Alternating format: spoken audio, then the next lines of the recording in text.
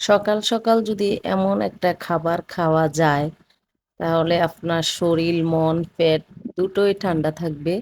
আমার অনেক দিন ধরে খাওয়ার খুব ইচ্ছা করতেছে। তো আমিও আজকে খেয়ে নেবো। আসসালামু আলাইকুম, সবাই কেমন আছেন? আলহামদুলিল্লাহ আমিও খুব বেশি ভালো আছি। তো যেমন ভাবনা তেমন কাজ। আমার ঘরে আম ছিল, তো ভাবতেছি আমগুলো এভাবেই কেটে কেটে খাইতেছি। তো একটু চিড়া দিয়া খাইলে কেমন হয়? আমারও মন চাইতেছিল চিড়া দিয়ে খাই। মুড়ি দিয়ে অবশ্যই খাই এমনি ফাঁকে ফাঁকে, কিন্তু চিড়া দিয়ে খাওয়া হয় না। এই চিড়া দিয়ে আমার ছেলে খেতে অনেক বেশি পছন্দ করে, আমার বড় ছেলে। তো আমিও আজকে চিড়াটা ধুয়ে নিলাম, ধুয়ে একটু রাখছি, রাখার পরে তো চিড়াগুলো এমনিতেই ফুলে যায়। আমি এক মুঠ চিড়া নিছি। তো এর সাথে আমি আম ছিলে একদম আমের রস করে নিছি। তো আমের রস দিয়ে দিলাম, একটু গুঁড়া দুধ দিয়ে দিলাম। খাবো যেহেতু একটু মজা করে খাই। আর লিকুইড দুধ দিয়ে দিলাম। তো দিয়ে সামান্য একটু লবণ দিয়ে দিব। লবণটা দিলে হয় কি, এটা যে ইয়াটা দিলাম না, চিড়াটা যে এটার ব্যালেন্সটা ঠিক থাকবে আর কি।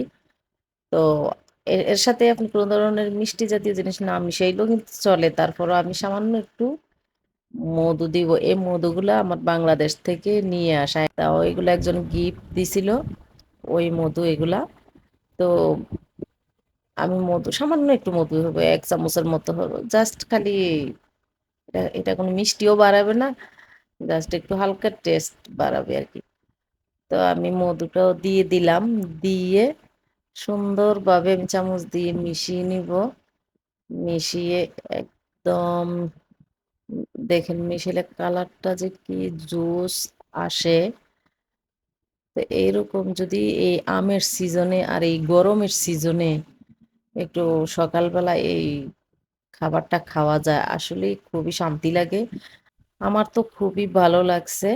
তো আমি মিশানোর পরে আমি আর একটু মিশিয়ে দেব আম দই। হ্যাঁ, এটা আমার মার্কেটের কিনা আম দিয়ে দই বানানো। এই যে আম দই, একটু আম দই দিয়ে দেব। তো আর আরেকটু একটু টেস্ট বাড়ানোর জন্যই কিন্তু আমি আম দইটা এখানে দিয়ে দিতেছি। তো আম দইটা দিয়ে সুন্দরভাবে মিশিয়ে নিব। তেমন বেশি একটা দেই নাই, 1.5 টেবিল চামচের মতো হবে দিলাম। দিয়ে ভালোভাবে মিশিয়ে সুন্দরভাবে আমি তো শান্তি করে খাবো।